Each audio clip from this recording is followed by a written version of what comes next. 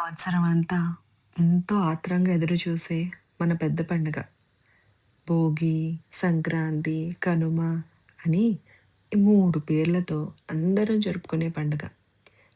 భోగి మంట వేసుకొని మన వాళ్ళతో, మన పిల్లలతో, మన చిన్నప్పటి సంగతులన్నీ గుర్తు తెచ్చుకొని, ఆ కబుర్లన్నీ చెప్పుకుంటూ ఉంటే అదొక రకమైనటువంటి సంతోషం మనసుకి.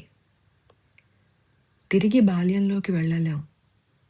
కానీ ఆ రోజుల్ని తలుచుకోగలం కదా!